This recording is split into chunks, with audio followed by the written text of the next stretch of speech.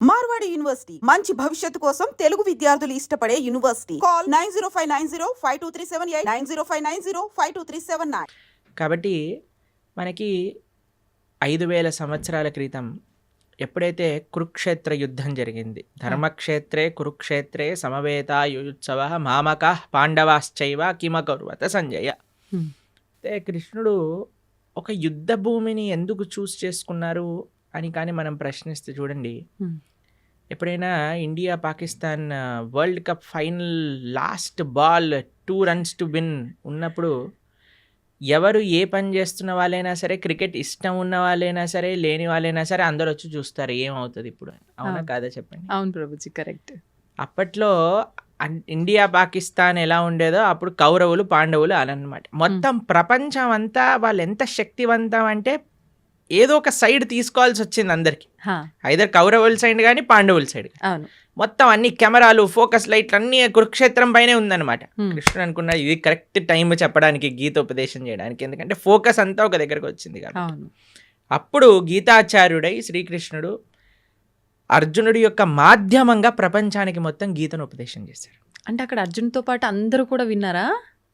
అందరూ వినలేదు, కానీ అర్జునుడి యొక్క మాధ్యమంగా అంటే అర్జునుడికి చెప్తూ ఇప్పుడు ప్రపంచం అంతా తెలిసిపోయింది కదా. అవును ప్రభుజీ. కాబట్టి అర్జునుడిని మైక్ లాగా మాధ్యమం చేసుకున్నాడు, ప్రపంచం మొత్తం కూడా గీతను ఉపదేశం చేశారు పరమాత్మ. అంటే ఎందుకు జగద్గురువు అంటారంటే భగవద్గీత సనాతన ధర్మానికి ఒక ఫౌండేషన్ బుక్ అన్నమాట. సనాతన ధర్మం యొక్క సిద్ధాంతాలన్నీ కూడా భగవద్గీత ప్రస్తావన చేసింది, ప్రతిపాదన చేసింది. అందుకే ఆచార్యులందరూ కూడా గీత పైన భాష్యాన్ని రచించారు.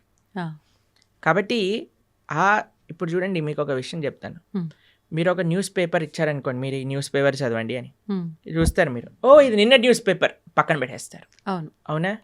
మీకు ఒక డైరీ ఇచ్చారనుకోండి, ఇప్పుడు 2025 వస్తుంది, మీరు చూసారనుకోండి, అరే ఇది 2023, ఇది ఏమంటారు మీరు సామాన్లు లిస్ట్ రాసుకోవడానికి, తర్వాత ఐరన్ ఎన్ని ఇచ్చారు అని రాసుకోవడానికి యూజ్ చేస్తారు. ఎందుకంటే 2023 డైరీ 2025లో పనిచేయదు. కరెక్ట్ ప్రభుజీ. కానీ మీరు చూడండి, భగవద్గీత 5000 సంవత్సరాలు అయినది, కానీ ఇప్పటికీ అందరూ అధ్యయనం చేస్తున్నారు భగవద్గీతని. ఇప్పటికీ అన్నిటికంటే మోస్ట్ కమెంటెడ్ బుక్ ఏదన్నా ప్రపంచంలో ఉంటే అది భగవద్గీత. ప్లస్ భగవద్గీతలో ఏం మార్పులు లేవు. స్వామి చెప్పిన 700 శ్లోకాలు ఏవైతే భగవద్గీతలో ఉన్నాయో అవే నడుస్తూ ఉన్నాయి ఇప్పటికి కూడా. ఇంకా వాటి యొక్క అప్లికేషన్ పెరుగుతుంది. మొన్న మేము ఒక మేనేజ్మెంట్ కోర్స్ అటెండ్ అయ్యామన్నమాట. అందులో చెప్తున్నారు, ప్రపంచంలో ఎవరు మేనేజ్మెంట్ ప్రిన్సిపల్ చెప్పినా అది భగవద్గీత నుంచే దొంగతనం చేసినవి. వాళ్ళు తీసుకెళ్ళిపోతారు, దాన్ని ఒక వెస్టర్నైజ్డ్ పబ్లిసిటీ చేసి మనకు అమ్మేస్తూ ఉంటారు. మనమేమో చాలా అమాయకులుగా ఎంత బాగా చెప్పారు అని. అవన్నీ గీతలో ఉన్నాయి. కాబట్టి గీతాచార్యుడిగా ప్రపంచంలో ఎవరైనా సరే గీత పట్టుకొని చదివితే వారి యొక్క మనసు మార్పు చెంది, వారి యొక్క జీవితం మార్పు చెందే ఒక జ్ఞానాన్ని కృష్ణుడు ఇచ్చాడు. కాబట్టి ఆయన జగద్గురువు అయ్యారు, మొట్టమొదటి జగద్గురువు అయ్యారు. కాబట్టి అందరి గురువులకి ఆయనే గురువు, ఎందుకంటే ఆయన ఉపదేశం చేసిన తత్వములే మనందరం మాట్లాడుకుంటాం కాబట్టి.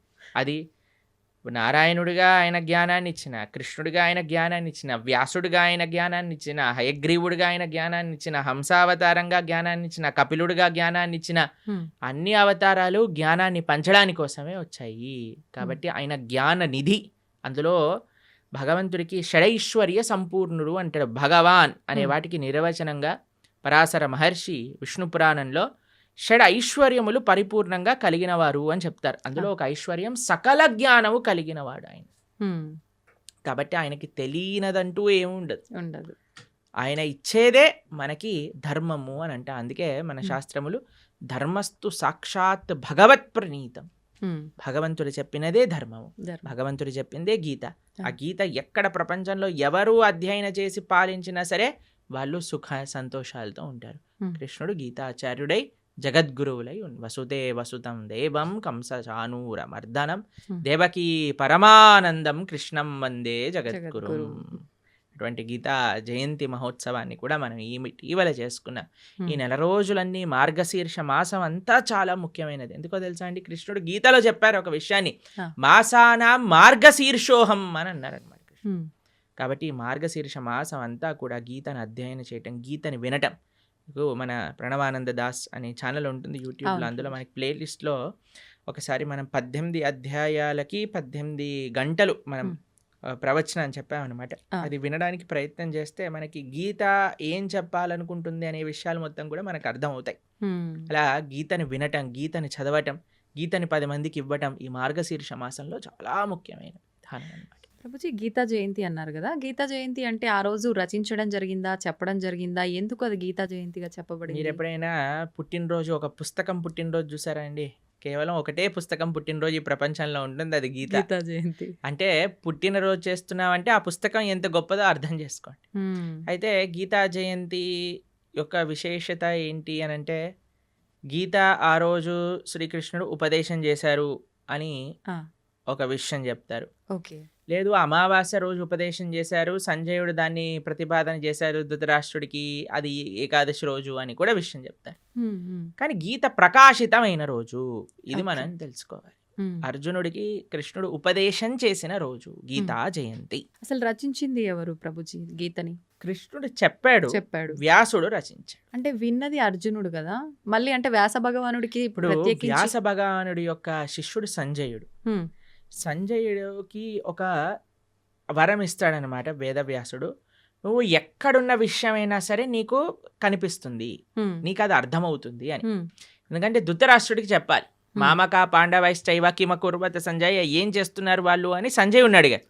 సంజయుడు ఆ దివ్య దృష్టితో చూశాడు. కృష్ణుడు అర్జునుడికి చెప్పిన విషయాలన్నీ కూడా సంజయుడు ధారణ చేసి ధృతరాష్ట్రుడికి చెప్పాడు. సంజయుడు మాధ్యమంగా వేదవ్యాసుడికి తెలిసి వేదవ్యాసుడు కూడా రచించాడు. కాబట్టి మహాభారతము వేదవ్యాస లిఖితం. అందులో కృష్ణుడు ఉపదేశం చేసిన భగవద్గీత మధ్యలో పొందపరుచుంది అనమాట. కాబట్టి భగవద్గీత అటు శృతి ఇటు స్మృతి, అపౌరుషేయము లిఖించబడినది, రెండు కూడా విశేషమైన లక్షణం భగవద్గీతకి. అయితే ఇప్పుడు మనందరం చూస్తున్నది తెలుగులో మనకు కనిపిస్తుంది గీత అని అంటే, ముందుగా రచించింది సంస్కృతంలోనేనా ప్రభుజీ? సంస్కృతంలో ఉన్నప్పుడు అంటే ఎవరంటే వాళ్ళు చదవడానికి అంటే బ్రహ్మాండంగా గీతని ఎవరైనా చదువుకోవచ్చు. చిన్నపిల్లలు, స్త్రీలు, వృద్ధులు, పురుషులు ఎవరైనా సరే గీత అధ్యయనం చేసుకోవచ్చు, బ్రహ్మాండంగా చదువుకోవచ్చు. ఇలా ప్రభుపాదుల వారి దయ వల్ల ఆయన ఏం చేశారంటే గీత యొక్క యాక్సెసిబిలిటీ ఎలా పెంచారు అని అంటే, ఏ లాంగ్వేజ్ సుమారుగా 70 కంటే ఎక్కువ లాంగ్వేజెస్లో శ్రీల ప్రభుపాదుల వారి యొక్క భగవద్గీత ట్రాన్స్లేట్ చేయబడింది. ఇంకో విషయం చెప్తాను, లాస్ట్ 50 yearsలో 55 కోట్ల గీత పుస్తకాలు వితరణ చేసింది ఇస్కాన్. 55 కోట్ల పుస్తకములు వితరణ చేశారు ప్రపంచవ్యాప్తంగా. అది గొప్ప విషయం అన్నమాట. కాబట్టి అలా మనం ఈ గీతా వితర అనేది చాలా ముఖ్యమైన సేవ. కాబట్టి మీరు ఏ లాంగ్వేజ్లో శ్రీల ప్రభుపాదుల భగవద్గీత యథాతథం అని మీరు టైప్ చేశారనుకోండి, మీకు ఈజీగా లభించేస్తుంది. దాన్ని చక్కగా మనం చదువుకోవటమే. అది తెలుగులో అంటే తెలుగులో, ఇంగ్లీష్లో అంటే ఇంగ్లీష్లో, హిందీలో అంటే హిందీలో, అన్నిట్లో ఉంది. ఇప్పుడు గీతని అంటే దానం చేయొచ్చా ప్రభుజీ? ఎవరికి దానం చేయొచ్చు అంటారు? ఒకవేళ దానం మన ఇంట్లో ఉండే పుస్తకాన్ని దానం చేసేయకూడదు. మన ఇంట్లో ఉండే పుస్తకాన్ని మనం చదువుకుంటూ ఇంకో పుస్తకాన్ని తీసి దానం చేయొచ్చు. ఇప్పుడు చూడండి, అందరికి ఒక క్రేజ్ పెరిగిపోయింది ఈ మధ్యలో, రిటర్న్ గిఫ్ట్స్ అని. సరే, మీరు ఏ చిన్న ఫంక్షన్ చేసినా సరే రిటర్న్ గిఫ్ట్ ఇవ్వాలి.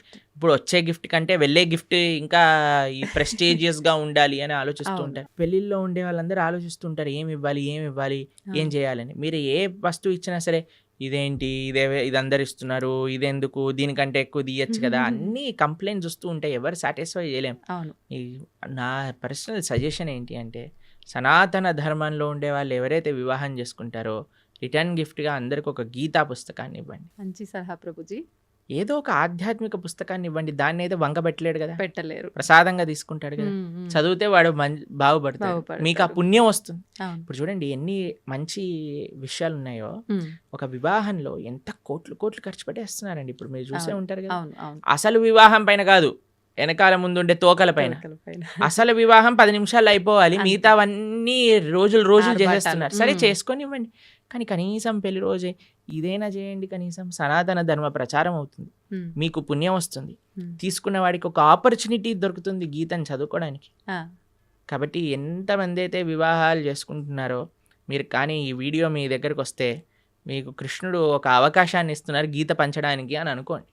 మాకు ఎంతోమంది తెలుసండి, చాలామంది పెద్ద పెద్ద ఆఫీస్ ఫంక్షన్స్ జరిగినప్పుడు ఏదైనా జరిగినప్పుడు, మొన్నే మేము ఆదిలాబాద్లో ఉన్నప్పుడు ఒక ఆయన 108 భగవద్గీత పుస్తకాలు తీసుకెళ్ళి వాళ్ళ ఇంట్లో జరిగే ఉత్సవంలో అందరికి ఇవ్వాలి అని తీసుకెళ్ళారనమాట.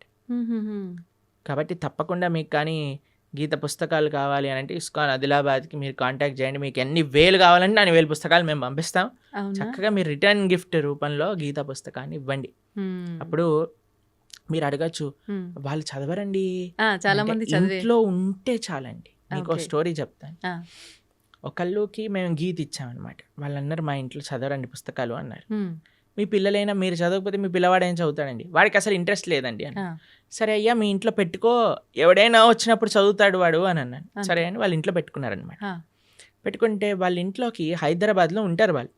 అయితే వాళ్ళ ఇంట్లో ట్రీట్మెంట్ కోసమని వాళ్ళ చుట్టాలు ఎవరో 3 రోజుల కోసం వచ్చారట హైదరాబాద్లో ఉండడానికి. అయితే 3 రోజులకి పాటు ట్రీట్మెంట్, హాస్పిటల్కి వెళ్ళి ఇంటికి రావటం, హాస్పిటల్కి వెళ్ళి ఇంటికి రావటం అలా జరుగుతుంది. వాళ్ళు అనుకున్నారట సాయంత్రం పూట ఏం చేయాలి అని వాళ్ళకి పుస్తకం షెల్ఫ్లో గీత కనిపించింది. అయితే మేము చెప్పాము ఎవరో ఒకరు చదువుతారు, మీరు ఉంచుకోండి ఇంట్లో అని అన్నాను అంతే. వాళ్ళు తీసుకున్నారు, వాళ్ళు చదివారు, వాళ్ళకి చాలా నచ్చింది ఆ పుస్తకం. వాళ్ళ ఇంటికి తీసుకెళ్ళిపోయారు. వాళ్ళు ఉండేది ఎక్కడో మహబూబ్ నగర్ ప్రాంతంలోనే ఎక్కడో. వాళ్ళు గీత చదివి వాళ్ళు భక్తులు అయిపోయారు. మేము ఒక కార్యక్రమానికి వెళ్ళినప్పుడు వాళ్ళు మాకు ఈ విషయం చెప్పారు, ప్రభుజీ మీరు ఒకళ్ళ గీత ఇస్తే వాళ్ళ ఇంట్లో ఉన్న గీత మేం చదివితే మేము భక్తులం అయిపోయాం. ఎవరికొకరికి ఉపయోగపడింది. ఎవరికో ఒకళ్ళకి ఇప్పుడు బాంబు పెట్టారనుకోండి ఎక్కడో ఒక చోట పేలుతుంది కదండి. అలానే గీత కూడా అంతే, మన దగ్గర ఉండాలంతే. మీరు చదవకపోతే మీ పిల్లలు చదవకపోతే మనవాళ్ళు మనవరాళ్ళు ఎవరో ఒకళ్ళు చదువుతారు. గీత ఉన్న దగ్గర తరించకపోవటము అంటూ ప్రశ్నే లేదు. ప్రభుజీ, ఇప్పుడు ఆహార నియమాలు అయితే పాటించాలి ఆధ్యాత్మికంగా మనం ఉన్నప్పుడు, మన ధర్మ ప్రకారంగా శాస్త్రంలో ఏం చెప్పబడిందో అని అన్నారు. అయితే ఆహార నియమాలు పాటించడం వరకు ఓకే, కానీ ఆహారం కూడా తినకుండా, అంటే ఉపవాసం తినకుండా పూజలు చేయమని అలా ఉందా మన ధర్మంలో? అంటే ఏం చెప్తారు? మీకు విషయం తెలుసా, ఇప్పుడు పెద్ద థియరీ నడుస్తుంది, మీరు ఇంటర్నెట్లో చూడండి ఈ విషయం గురించి. ఎంత మనం తక్కువ తింటే అంత మన ఆరోగ్యం బాగుంటుంది. అవును. మీకు ఒక సైంటిస్ట్, అవార్డ్ విన్నింగ్ సైంటిస్ట్ ప్రతిపాదన చేసింది 15 రోజులకు ఒకసారి కానీ ఉపవాసం ఉంటే క్యాన్సర్ని మొత్తం క్యాన్సర్ సెల్స్ని తినేస్తుంది బాడీ అని, ఫుల్ బాడీ డీటాక్స్ అయిపోతుంది అని. 15 రోజులకు ఒకసారి వచ్చేది ఏకాదశి. మనం ఏకాదశి ఉపవాసం ఉండండి రా అంటే దేవుడు అలా ఉండమన్నాడా, ఇది చేయమన్నాడా అని అంటారు. కానీ వెస్టర్న్ సైంటిస్ట్ వచ్చి do this fasting and you will be cancer cells will be gone అనగానే ఓ వా అని అంటారు మన వాళ్ళు. అది మన దగ్గర ఉండే ఒక మూర్ఖత్వం అంటారు, అమాయకత్వము, అజ్ఞానము అని అనొచ్చు మనం. కాబట్టి మన శాస్త్రం ఏదైతే చెప్తుందో అది జాగ్రత్తగా ఆచరించటం వల్ల మనకు తెలుస్తుంది. ప్రతిదీ ప్రశ్నించాల్సిన అవసరం లేదండి. మనం ఏం చేయాలంటే ఫస్ట్ ఆచరించాలి. ఇప్పుడు మీకు స్కూల్లో అడ్మిషన్ ఇచ్చారనుకోండి, యూనిఫామ్ వేసుకోండి, సాక్స్ ఈ కలర్లో ఉండాలి, షూస్ ఇలా ఉండాలి, పాలిష్ చేసుకొని రావాలి, హెయిర్ స్టైల్ ఇలా ఉండాలి, ఆడపిల్లలు అయితే జడ వేసుకొని రావాలి అని చెప్తారు. ఎందుకు జడ వేసుకోవాలి, ఎందుకు యూనిఫామ్ వేసుకోవాలి, ఎందుకు షూ పాలిష్ చేసుకోవాలి, ఇవన్నీ అడగం, చెప్పింది చేస్తాం. చెప్పినప్పుడు స్కూల్లోకి వెళ్ళినప్పుడు ఓ ఇది అందరూ కామన్గా ఉండడానికి, ఇది డిసిప్లిన్గా ఉండడానికి, మనకి బాధ్యత నేర్పించడానికి, క్లీన్లీనెస్ నేర్పించడానికి, ఒక యునైటెడ్ కాన్షియస్నెస్ రావడానికి, ఇవన్నీ ఎప్పుడు వస్తాయి? ఆచరిస్తూ ఉన్నప్పుడు, 10 మందిని చూస్తున్నప్పుడు వస్తాయి. కానీ మన లోపల ఏమైపోయింది, ఫస్ట్ ఏం చేయాలన్నా సరే ప్రశ్నించడం ప్రారంభం చేసాం. ఇది చేయండి రా, ఎందుకు చేయాలి, ఇది చేస్తేనే దేవుడు కరుణిస్తాడా, ఇది చేస్తేనే ఇది అవుతుందా, లేకపోతే అవ్వదా? ప్రతిదానికి ఆన్సర్ ఉంటుందండి. కానీ ఎవరికి చెప్తాము? ఎవరైతే వినయంగా ఆచరిస్తున్నారో అటువంటి వారికి చెప్పచ్చు, మూర్ఖంగా వాదించేవాడికి చెప్పలేము. కాబట్టి ఉపవాసం ఎందుకోసము, ఇలా వ్రతం ఎందుకోసము, లేదా ఒక పూజా విధానం ఎందుకోసము అని అంటే అది మనల్ని భగవంతుడి దగ్గరికి తీసుకెళ్తుంది. భగవత్ ప్రీత్యర్థం, మన ఆరోగ్యం బాగుండటం, ఇవన్నీ సెకండరీ. కొన్ని నియమాలు శాస్త్రములు చెప్పాయి, ఈరోజు ఇలా ఉండండి, ఈరోజు ఇలా ఉండండి అని. పెద్దలు చెప్పిన మాట, పెద్దల మాట పెరగన్న మూట అంటాం కదండి. పెద్దలు చెప్పిన మాటే పెరగన్న మూట అంటే శాస్త్రం చెప్పిన మాట ఇంకెంత మంచిది చెప్తాం. కాబట్టి ఆచరించడం ప్రధానం. ఒకసారి ఆచరించడం ప్రారంభం చేస్తే మనకి ఎవరిని కాకుండా తెలిసిపోతుంది ఎందుకు చేయమన్నారు ఏంటి ఆ బెనిఫిట్స్ మనమే చూస్తాం. ఇప్పుడు ఒక ఆహార నియమాన్ని చెప్పామనుకోండి, దాన్ని ఆచరిస్తూ ఉన్నప్పుడు కన్సిస్టెంట్గా మనకు తెలుస్తుంది, అరే మన జీవితం ఎలా మారింది, మన క్లారిటీ ఆఫ్ మైండ్, థాట్, మన జీవన శైలి, మనం మాట్లాడే విధానం, మన ఆలోచనలు, మన స్ట్రెస్, మన డిప్రెషన్, మన యాంగర్ అవన్నీ ఎట్లా తగ్గుతుంది. లేదు నాకు ప్రూవ్ చేయి తర్వాత మానేస్తానంటే ఎలా చెప్పండి. అవును, కాదు కదా. కాదు. ఇప్పుడు నాకు ఇప్పుడు ఇంజనీరింగ్ కాలేజ్లో ఒకటి జాయిన్ అవుతున్నాడు, నాకు జాబ్ ఇస్తేనే నేను జాయిన్ అవుతా అంటాడా? అన్నారు. నువ్వు జాయిన్ అవ్వు, నువ్వు చదువు, అవును, అప్పుడు నీకు జాబ్ వస్తుంది, అంతే కదా. ఫస్ట్ నాకు ప్లేస్మెంట్ ఇవ్వు తర్వాత జాయిన్ అవుతానంటే ఎలా అండి? అవును. ఫస్ట్ నువ్వు జాయిన్ అవ్వు, ప్రాసెస్ని ఫాలో అవ్వు, అప్పుడు మొత్తం దాన్ని క్లియర్గా వస్తుంది. అయితే ప్రభుజీ నాదొక చిన్న డౌట్, అంటే ఇలా ఆలోచించడానికి కారణం ఇది అయి ఉంటుందేమో అని. కొన్ని అంటే ఇప్పుడు సైంటిఫిక్గా ప్రూవ్ చేసిన తర్వాత మీరు చెప్పినట్టుగా నమ్ముతున్నారు అంటే అది మనకి ఎప్పుడో ఉంది శాస్త్రాల్లో.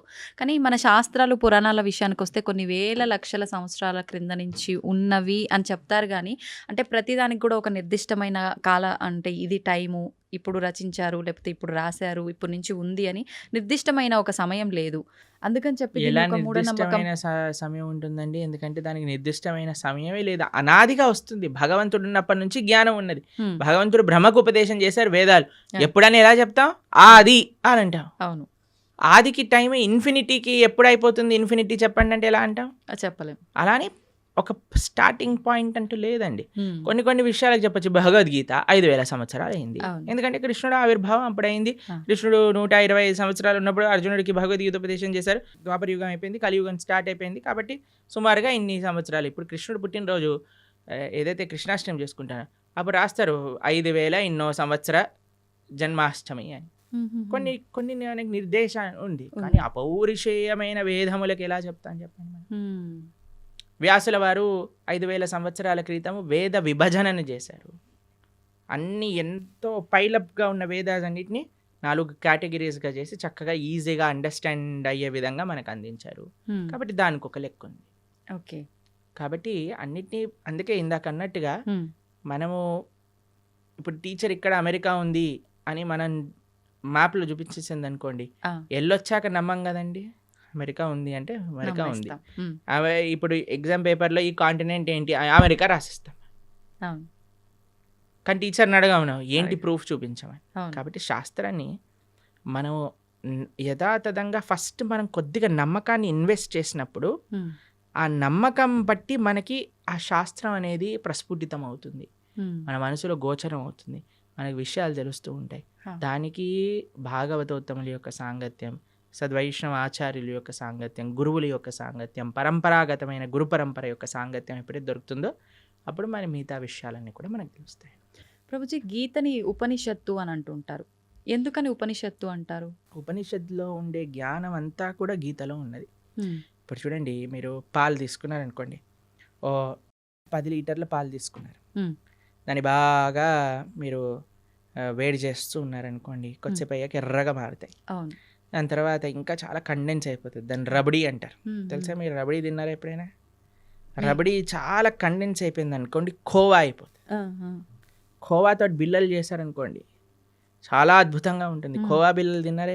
తిన్నాను. చూడండి, ఇంత పాలు కండెన్స్ అయ్యి రబడీ కండెన్స్ అయితే ఖోవా బిల్లలు అయ్యాను అనుకోండి, ఎంత స్వీట్గా ఉంటుంది. అలా శాస్త్రములు ఎన్నో ఉన్నాయి, వాటి యొక్క సారాంశం ఉపనిషత్తులు. ఉపనిషత్తుల యొక్క సారాంశం గీత. సర్వోపనిషదో గావో దోగ్ధా గోపాలనందన. అన్ని ఉపనిషత్తులు కూడా సర్వోపనిషదో గావు, అన్ని ఉపనిషత్తులు కలిపి ఒక ఆవు అనుకుంటే, దుగ్ధా గోపాలనందన, ఆ ఆవు యొక్క పాలు ప్రీతికి పార్థో వత్సః అంటే అర్జునుడు ఒక దూడగా చేసుకొని మన కోసం అందించిన పాలే గీత. గీతామృతం మహత్ అని. అటువంటి గీతామృతం ఏదైతే భగవద్గీత ఉందో అది అన్ని ఉపనిషత్తుల యొక్క సారాంశమే, కాబట్టి అది ఉపనిషత్, గీతోపనిషత్ అని మనం అంటాం. ప్రభుజీ, ఇప్పుడు విష్ణువు అవతారాల్లోకెల్లా, అన్ని అవతారాల్లోకెల్లా కృష్ణుడి ఒక్క అవతారానికి మాత్రమే అంటే ఒక బోయవాడి చేతిలో విషపు బాణానికి మరణించాడు అని చెప్పి వింటూ ఉంటాం. ఎందుకని ఇలా డిసైడ్ చేయబడింది అంటారు? ఎలా సాధ్యపడింది అలా? అసలు కృష్ణుడు బోయవాడి చేతిలో చనిపోయాడు అనేది అబద్ధం. అబద్ధమా? మరి ఒక విషయం మీకు అడుగుతాను చెప్పి. చిన్నపిల్లవాడు 6 రోజులు 8 రోజులు అంత వయసున్న పిల్లవాడికి పూతన అని ఒక పెద్ద రాక్షసి వచ్చింది. ఒకసారి మీరు వినే ఉంటారు కృష్ణుడి యొక్క కథలో. విన్నారా పూతన రాక్షసి? విన్నా. 21 మైళ్ళు ఉండేది ఆ రాక్షసి. ఎంత పిల్లవాడు 6 రోజులు. అటువంటి పిల్లవాడిని పట్టుకొని అలాంటి పూతన సంహారం 6 రోజులకి చేసిన కృష్ణుడు. 21 మైళ్ళు ఉండే రాక్షసి. తృణావర్త, శకటాసుర, కేశి, అరుష్టాసుర, ప్రలంబాసుర, వత్సాసుర, ధేనుకాసుర, ఇలాంటి అసురులందరినీ, అఘాసుర, వ్యోమాసుర, ఇటువంటి అసురులందరినీ చిన్న వయసులో చిన్న పిల్లవాడు ఇలా బొమ్మలతో ఆడినట్టుగా, చిన్నపిల్లలు యానిమల్ బొమ్మలను ఆడతారు చూడండి, అది చిన్న పిల్లవాడు తీసుకొని ఇలా పడేశాడు అనుకోండి, ఆ డైనోసారస్ వెళ్ళి అలా గోడకి ఎత్తుక్కుంటుంది. అలా చిన్నపిల్లలు ఇంత దేవతలందరూ, బ్రహ్మాది దేవతలందరూ వణికిపోయే అసురులందరూ చిన్నపిల్లవాడిగా కృష్ణుడు సంహరించేశాడు. కాళీ అనే విషపూరితమైన సర్పం పైన నృత్యం చేసి కాళీయుడిని తరింపజేశాడు ఆయన. కస్యానుభావో నదేవ విద్మహే తవాంగ్రిరేణు స్పర్శాధికార. కాళీయుడిని అనుగ్రహించిన కృష్ణుడు ఒకసారి మొత్తం కారు చిచ్చు మొత్తం అరణ్యంలో అంతా మంట పెట్టుకుంటే అనేసరికి మొత్తం మంట అంతా ఆయన లోపలికి వెళ్ళిపోయింది. గోవర్ధనగిరి 21 మైళ్ళు ఇప్పుడు మనం చూస్తున్నాం. బృందావనంలో ఆనాటికి ఎంతో ఉండేది. గోవర్ధనుడికి ఒక శాపం ఉంది, రోజు ఆవగిందంతా తక్కువైపోతావు అని. అందుకోసం ఇప్పుడు చూస్తే కృషించిపోయింది. కానీ కృష్ణుడు ఉన్నప్పుడు ఇంకా మహిమాన్వితంగా ఉండేది. అటువంటి పర్వతాన్ని 7 రోజులు 7 రాత్రులు చిటికని వేలిపైన, ఎడమ చేతి చిటికని వేలిపైన పట్టుకున్న కృష్ణుడు ప్రవాసన అనే ఒక పర్వతం ఉండేదండి. ఒక పెద్ద మౌంటైన్ పై నుంచి లాంగ్ జంప్ చేస్తాడు ఆయన. లాంగ్ జంప్ చేసినప్పుడు సేఫ్ ల్యాండింగ్ అవుతుంది ఆయనకి. మీకు ఇంకో విషయం చెప్తాను. యమలోకానికి వెళ్ళి వాళ్ళ గురువు గారి యొక్క శిష్యుని పట్టుకొని వస్తాడు కృష్ణుడు. అటువంటి శిష్యుడికి ఎప్పుడైతే కృష్ణుడు వెళ్ళి యమలోకంలో శంఖం పూరించాడో, యమధర్మరాజు పరిగెత్తుకుంటూ వచ్చి, అయ్యా నీకేం కావాలో చెప్పు అనగానే, మా గురువు గారి శిష్యుని వదిలేసి అనగానే తీసుకొచ్చి, అయ్యా తీసుకోండి, నువ్వే ప్రపంచానికి సొత్తు, నువ్వేం కావాలన్నా ఇస్తాను అని యమధర్మరాజు ఇచ్చేసి. అటువంటి కృష్ణుడికి ఒక బోయవాడు బాణాన్ని పాదాలకు. మీరు ఒకసారి ఆలోచన చేయండి, ఒక పాదానికి, ఒక ఫీట్కి ఎవరికైనా బుల్లెట్ తగిలింది అనుకోండి, చనిపోతాడా? చనిపోరు. కాకపోతే కాలు మన సీరియళ్లలో పాయింట్ బ్లాక్ లో బుల్లెట్ పోయినా సరే వాడు నెక్స్ట్ మినిట్ వాళ్ళ భార్య ప్రార్థన చేయగానే లేచి నించుంటాడు. అలాంటిది పరమాత్మ, భగవంతుడైన శ్రీకృష్ణ పరమాత్మ కాలికి ఒక బాణం తలిగితే చనిపోతారు అని అంటే ఎలా మనం నమ్మగలుగుతాం చెప్పండి? ఎటువంటి స్వామి. మీకు ఒక విషయం చెప్తాను, అందుకే శాస్త్రాన్ని చదవాలి. ఇన్స్టాగ్రామ్ రీళ్ళు అవి ఇవి చూడకూడదు. భాగవతం ఏం చెప్తుంది అంటే, కృష్ణుడు అలా ఒక పెద్ద చెట్టు కింద శంఖచక్ర గదా పద్మములతో ఇలా విశ్రమించి ఉన్నాడు. దూరం నుంచి ఒక బోయవాడు చూశాడు కృష్ణుడిని. కృష్ణుడి యొక్క పాదము ఆయనకి ఒక జింక చెవిలా కనిపించింది అన్నమాట. అయితే దూరం నుంచి ఆయన బాణం వేశాడు. ఆ బాణం వచ్చి కృష్ణుడికి తలిగింది. తర్వాత ఆ బోయవాడు వచ్చాడు. ఇప్పుడు బాణం వేసాక చూస్తాడు కదండి, గురి తలిగిందా, ప్రాణం చూసుకోవచ్చు అని కృష్ణుడి దగ్గరికి వస్తాడు. ఓ కృష్ణ పరమాత్మ సాక్షాత్తుగా కృష్ణుడు అని దర్శిస్తాడు. 3 ప్రదక్షిణలు చేస్తాడు కృష్ణుడికి. కృష్ణుడు అంటే, అయ్యా నీకు మోక్షాన్ని ఇచ్చేస్తున్నాను అని, నువ్వు నా విరమణ చేసే నేను లీలలో, నా అంతర్ధానం అయ్యే లీలలో నువ్వు కూడా నీ యొక్క కాంట్రిబ్యూషన్ ఇచ్చావు కాబట్టి నీకు మోక్షాన్ని షూట్ చేసిన వాడేమో మోక్షానికి ఇచ్చేసాడు ఆయన, ఈయనేమో శరీరాన్ని విడిచిపెట్టేశారంటే ఎంత విచిత్రం చూడండి. దాని తర్వాత ఏదో ఆ బాణం అలానే ఉంది.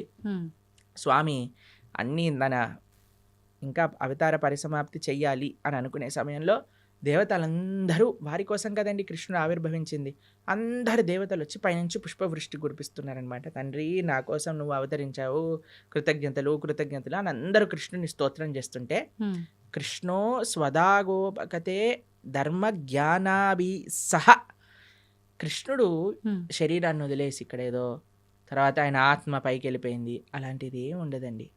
ఆయన స్వయంగా శరీరం పూర్తి శ్రీకృష్ణ పరమాత్మ, ఆయనకి ఆత్మ వేరు శరీరం వేరు కాదండి.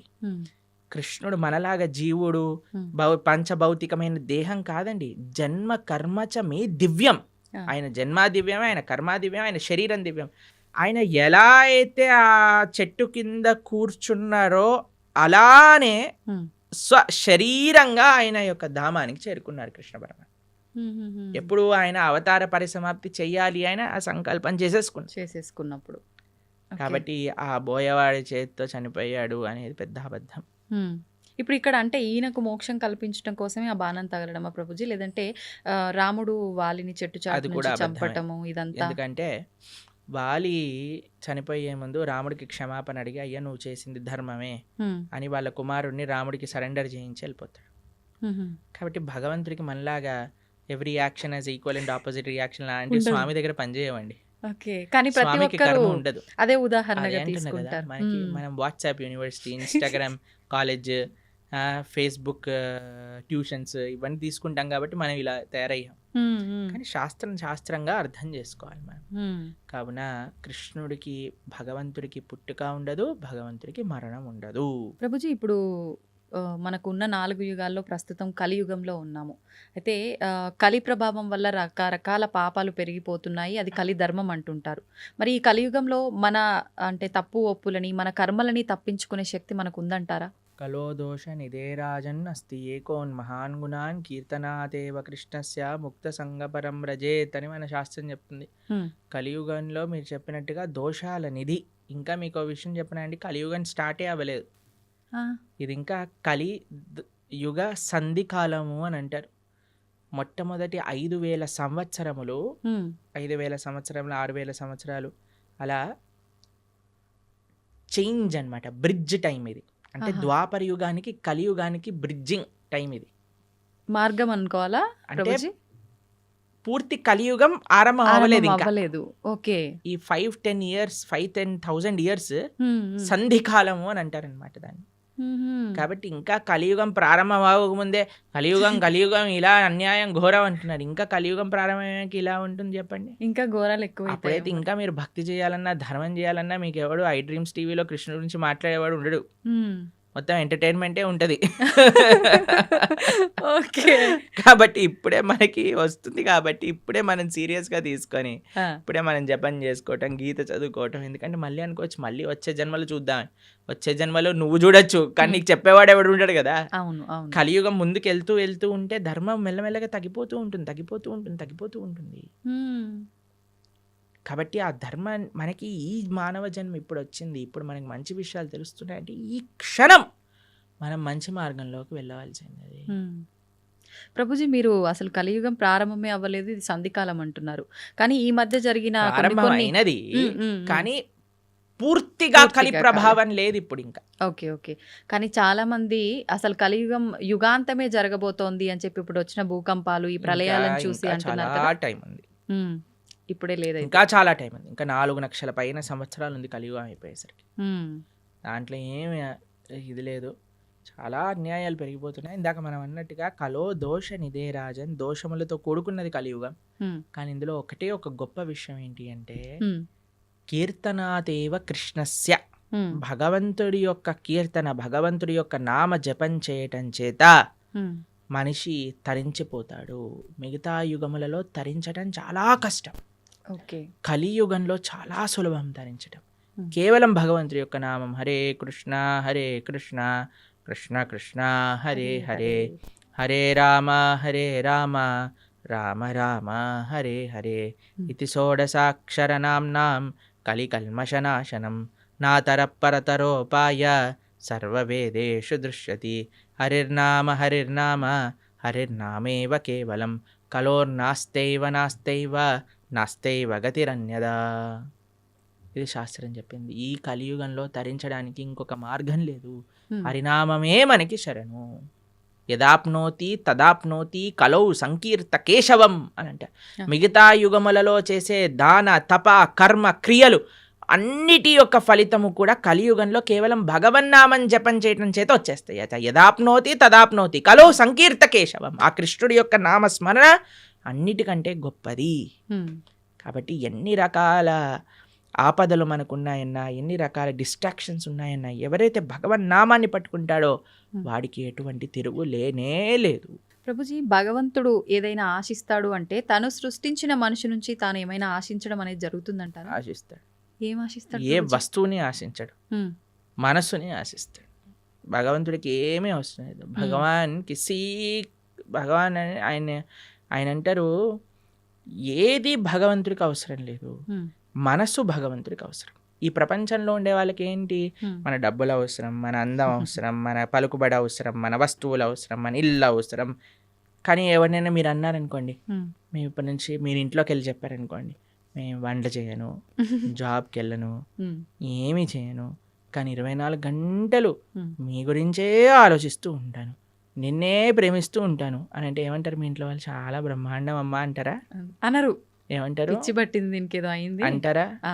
మీరు భగవంతుడి దగ్గరికి వెళ్ళాలని అనుకోండి, అయ్యా నేను నీకేం పూజ పునస్కారం ఏం చేయలేను తండ్రి, కానీ 24 గంటలు నిన్ను మనసులో స్మరించగలుగుతా అంటే భగవంతుడు ఏమంటాడు? నువ్వే నాకు కావాలి అంటాడు. ఎందుకంటే ఈ ప్రపంచంలో ఉండే వాళ్ళందరికీ వస్తువులు అవసరం, భగవంతుడికి మనస్సు అవసరం.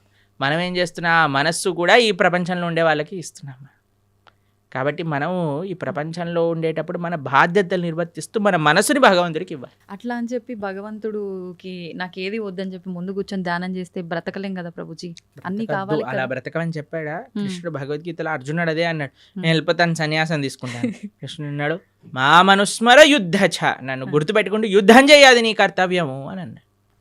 కాబట్టి మనం మన బాధ్యతలను నిర్వర్తిస్తూ భగవంతుణ్ణి గుర్తుపెట్టుకోవాలి, భగవంతుణ్ణి స్మరిస్తూ చెయ్యవాలి.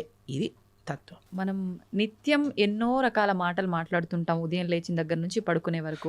ఈ మాట్లాడే మాటలు సత్యమే పలకాలి, అబద్ధాలు ఆడకూడదు అని చెప్పి అంటుంటారు. కానీ చాలామంది అబద్ధాలు ఆడుతూ ఉంటారు. అయితే భగవంతుడికే తప్పలేదు అబద్ధాలు ఆడటం, మానవ మాత్రం మనకెంత, కురుక్షేత్ర యుద్ధంలో శ్రీకృష్ణుడు అంతటి వాడే అబద్ధాలు చెప్పాడు అని చెప్పి కొంతమంది అంటుంటే విన్నాను. నిజంగా కృష్ణుడు అబద్ధం ఆడా? అబద్ధం ఆడటానికి వీళ్ళు ఒక సాకుగా అది తీసుకుంటున్నారా అంటే ఏం చెప్పారు? అబద్ధం అంటే నిర్వచనం ఏంటో తెలుసా అండి? భగవంతుడు ఏదైతే చెప్పాడో దానికి విరుద్ధంగా చెప్పటమే అబద్ధం చెప్పటము అని అర్థం. ఓకే. భగవంతుడు ఏదైనా మాట్లాడాడు అంటే అది అబద్ధం అవ్వదు. ఆయన సత్యం, ఆయన స్వరూపమే సత్యం. అవును. భగవంతుడి కంటే పెద్ద సత్యం ఇంకొకటి లేదు. లేదు. ఆ సత్యం అబద్ధం ఆడినా సత్యమే అవుతుంది. కాబట్టి భగవంతుడు ధర్మస్తు సాక్షాత్ భగవత్ ప్రణీతం. భగవంతుడు ఏం చెప్తాడో అది ధర్మం అవుతుంది. భగవంతుడు మనకి అపరెంట్గా అబద్ధం ఆడాడు అనన్నా సరే ధర్మ సంరక్షణ కోసము, లోక పరిపాలన కోసము అంటాడు. కానీ మనలాగా మన స్వార్థం కోసం మన తప్పులు పక్కన పెట్టుకోవడానికి అనరండి. ఒక వ్యక్తి ఎందుకు అబద్ధం ఆడతాడు? వాడు చేసిన తప్పుని ఇది చేసుకోవడానికి, కప్పిపుచ్చుకోవడానికి. కానీ భగవంతుడు అలా చేయలేదండి. భగవంతుడు ఏదన్నా చేశాడు అని అంటే దాని వెనకాల ఎంతో రీజన్ ఉంటుంది.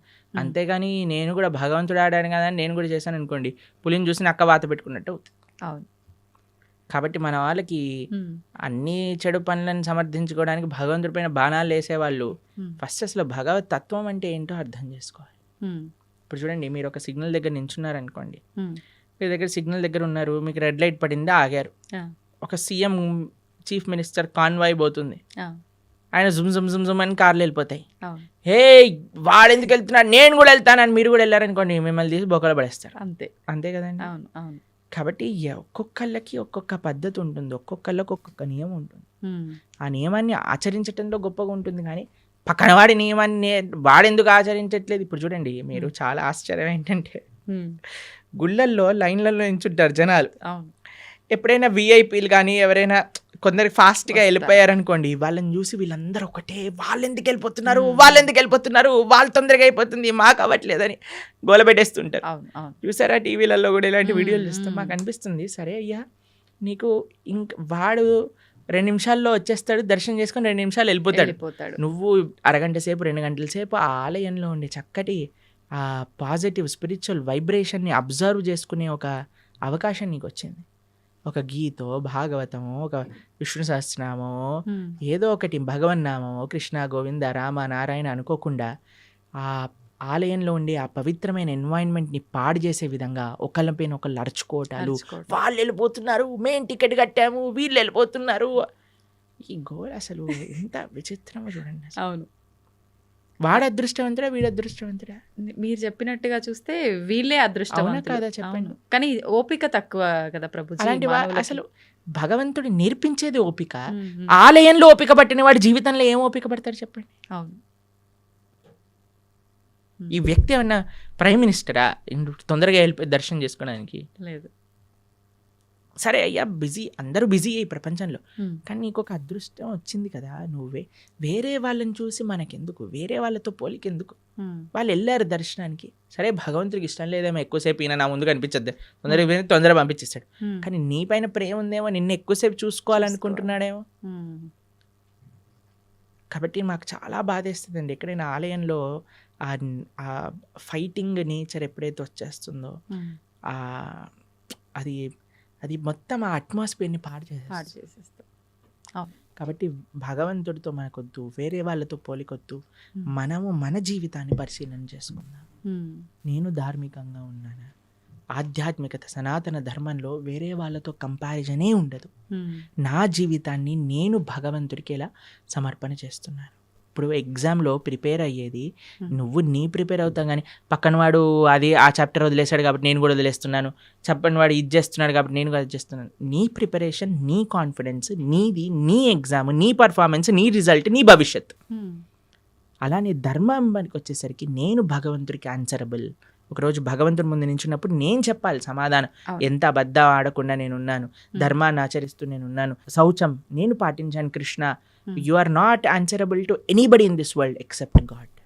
ఇది గుర్తుపెట్టుకున్నాం అనుకోండి, వేరే వాళ్ళని మనం ఏమనం, ప్రశాంతంగా మన జీవితాన్ని చక్కగా మనం మంచి భక్తి మార్గంలో ఉండగలుగుతాం. అవును. నిజంగా ప్రతి ఒక్కరూ అంటే ఇంత జ్ఞానంతో ఆలోచిస్తే తప్ప ఆ వెయిట్ చేస్తున్నాము అనేది భగవంతుడు నిజంగా మీరు చెప్పినట్టు ఎక్కువసేపు నన్ను అలా భగవంతుడు ఉంచాలనుకున్నాడేమో, నాతో అలా పలికించాలనుకున్నాడేమో నామస్మరణ అనే ఆలోచన చేస్తే గనక అంతే కదండి, మనకి నచ్చే వాళ్ళని అంటే హే ఎల్లకెళ్ళకెళ్ళ కొంచెం కూర్చో అంటాం కూర్చోమంటాం. కదా. అవును. అలానే భగవంతుడి దగ్గర కూడా కదండి, భావన అండి, మనసులో ఏదైనా భావన ప్రధానం. భావన మంచిగా ఉన్న వాడికి జీవితం అంతా బాగా కనిపిస్తుంది. ఉమ్, ఆ భావన లేనివాడు జీవితంలో ఎక్కడ చూసినా సరే వాడు తప్పునే ఎత్తుకుతాడు. అవును. కాబట్టి భగవద్గీత చదవటం వల్ల ఏమవుతుంది అంటే ఉమ్, మన భావన శుద్ధీకరణ జరుగుతుంది. వీ కెన్ థింక్ పాజిటివ్లీ, జీవితాన్ని ఒక కరెక్ట్ పర్స్పెక్టివ్లో మనం చూడగలుగుతాం. ప్రభుజీ దేవుడు ఉన్నాడు అంటే దయ్యం ఉంది అని అంటారు. నిజంగా దయ్యాలు ఉన్నాయా? ఒంటిపైకి దేవుడు వచ్చాడు అని అంటుంటారు, పూనకాలు ఇలాంటివి అంటుంటారు కదా ప్రభుజీ. నిజంగా భగవంతుడు ఉన్నా కూడా అలా మనిషి ఒంటిపైకి రావటం లాంటిది జరుగుతుందా? దయ్యం నిజంగా దేవుడు ఉన్నాడు కాబట్టి దయ్యం కూడా ఉంది నమ్మాలా, లేదంటే ఇది మూఢనమ్మకమా? దయ్యం వస్తుంది కానీ దేవుడు రాడు. ఉమ్, ఎందుకంటే మనం చేసే చెత్త పనులకి, మన శరీరంలో ఉండే ఆ అపవిత్రమైన ఆలోచనలకి ఉమ్, భగవంతుడు ఎందుకు రావాలనుకుంటాడండి అసలు మానవుడి దగ్గరకి? ఉమ్, అంటే మన ఆచరణ గొప్పదా, మన మాట గొప్పదా, Hmm. మన సాధన గొప్పదా? మన దగ్గరికి ఎందుకు రావాలనుకుంటాడు చెప్పండి పరమాత్మ? హా, భగవంతుడు రావాలి అనుకుంటే ఆయన శ్రీ విగ్రహ రూపంలో మాట్లాడతాడు, లేదా తన యొక్క భక్తుల మాధ్యమంగా మాట్లాడతారు. ఉమ్, అంతేకాని భగవంతుడు వచ్చేసి ఊ అని ఊగేసి ఉమ్, ఏవేవో చేసేసి ఇవంతా ఏంటంటే ఒక భావన, ఉమ్, ఒక ట్రాన్స్, నాకు ఇది వచ్చేసింది అని అనుకుంటున్నారు. కాబట్టి ఉమ్, చాలా మంది అడుగుతారు, ప్రభుజీ అది నిజమా అబద్ధమా? వాళ్ళకి నిజం, నీకు అబద్ధం. వాళ్ళకి నిజం మనకు వాళ్ళకి నిజం, మనకు అబద్ధం. ఓకే. అంటే ఎందుకంటే వాళ్ళు అలా నమ్ముతున్నారు నాకు ఉమ్, వచ్చింది అని, కాబట్టి వాళ్ళకి నిజమే. ఓకే. నీకు నిజమా? కాదు, కాదు. మనకు అబద్ధం. ఉమ్, ఎందుకంటే దేవుడు రాడు, దేవుడు మనిషి పైకి రానే రాడు. Um, he has many other better positions to come. Okay. కాబట్టి ఎవరికైతే మాకు దేవుడు వచ్చేసాడు అని అంటారో, జస్ట్ ఉమ్, మీకు నిజం అండి, ఉమ్, నాట్ డినయింగ్ ఇట్. నీకు నిజం, ఎందుకంటే నీ మానసిక స్థితి అలా నీకు చెప్తుంది, ఆ, కానీ వేరే వాళ్ళు నమ్మవలసిన అవసరం లేదు. ఉమ్. మరి దయ్యం పరిస్థితి ప్రభుజీ? దయ్యం వస్తుంది ఎందుకంటే చేసేవన్నీ రాక్షస పనులు కదా, వేరే వాళ్ళని హింసించటం, వేరే వాళ్ళని మాట్లాడటం, ఉమ్, అపవిత్రంగా జీవించటం. కాబట్టి దయ్యం రావడానికి చాలా అనుకూలమైన పనులు చేస్తున్నా, ఉమ్, దైవం రావడానికి అనుకూలమైన పనులు చేస్తున్నావా అనేది ప్రశ్నార్థం. ఓకే. కాబట్టి దయ్యం ఎవరి దగ్గరకు వస్తుందండి? ఎవరైతే చాలా నెగిటివ్గా ఉంటారో, నెగిటివ్, డిప్రెస్డ్, ఉమ్, ఆ కళ లేకుండా, ఎప్పుడైనా సరే అంటే ధార్మికంగా చూడండి, కొంతమందిని చూస్తే మనకి ఆ భగవత్ కళ అనేది ఉట్టిపట్టే విధంగా ఉంటుంది. అవును. వాళ్ళ యొక్క వేషభూషం కానీ, వాళ్ళ యొక్క సాధన కానీ, వాళ్ళ యొక్క వర్చస్సు కానీ, ఉమ్, అలాంటి వాళ్ళ దగ్గరికి ఎప్పుడు నెగిటివ్ ఎనర్జీస్ రావు. ఉమ్, కానీ ఎవరైతే ఎప్పుడు కూడా డిప్రెషన్లో ఉంటారో, గ్లూమీగా ఉంటారో, ఉమ్, అని నెగిటివ్ ఆలోచిస్తుంటారో, వేరే వాళ్ళకి నెగిటివ్ చెయ్యాలి అని ఎవరైతే అనుకుంటారో వాళ్ళకి దగ్గర తప్పకుండా నెగిటివ్ ఎనర్జీస్ ఉంటాయి. అయితే ప్రభుజీ ఇప్పుడు ఒంటిపైకి దేవుడు రావటం అయితే కాదు, అది వాళ్ళ వరకే నిజం, కానీ మనం నమ్మాల్సిన అవసరం లేదు. No. కానీ చాలా మంది ఇది పక్కన పెడితే దేవుడు మాకు కనిపిస్తాడు అని చెప్పి మీకు కూడా చూపిస్తామని చెప్పి ఈ మధ్యకాలంలో అంటున్నారు. నిజంగా దేవుడు కనిపిస్తాడా? దేవుడితో ఫోన్ చేసి మాట్లాడించే వాళ్ళు కూడా ఉన్నారు ఇంకా తెలుసా మీకు? రాబోయే కాలంలో ఆహా, వచ్చేసారు ఆల్రెడీ. మన ధర్మంలో లేరు, పక్క ధర్మంలో ఉన్నారు ఇంకా. ఓకే. పక్క ధర్మం అంటూ పక్క మతాలలో ఉన్నారు ఇంకా. దేవుడు ఫోన్ నెంబర్లని. తర్వాత మీకు విషయం తెలుసా, స్వర్గంలో వాళ్ళకి ప్లాట్లు కూడా అమ్మే మతాలు కూడా ఉన్నాయి ఇంకా. అయ్యో, ఒక దేశంలో ఒక మతానికి చెందిన వాళ్ళు స్వర్గంలో నీకు ఇంత ప్లాట్ ఇంత డబ్బులు ఇచ్చి వాళ్ళ మత పెద్ద తీసుకొని వాళ్ళకి అమ్మిన వృత్తాంతాలు ఇప్పుడు జరుగుతున్నాయి ఇంకా. ఇంత పిచ్చోళ్ళ జనాలు. మీకు కనిపించట్లేదా ఆ పిచ్చితనం ఎలా ఉందో? మన కింద పడిపోగానే అందరూ డాన్స్ వేయటం, వాడేదో నీళ్ళు జలంగానే ఖర్చు లేయంగానే ఇట్లా చేస్తుంది. వాళ్ళకంటే ఇంకా పిచ్చి ఇంకేం ఎయిడ్స్ బాగా చేసేస్తా అంటాడు, క్యాన్సర్ బాగా చేస్తా అంటే చచ్చిపోయిన వాడిని లేపేశాడు ఒకడు తెలుసా మీకు ఉత్తర భారతదేశంలో. అవునా ప్రభుజీ?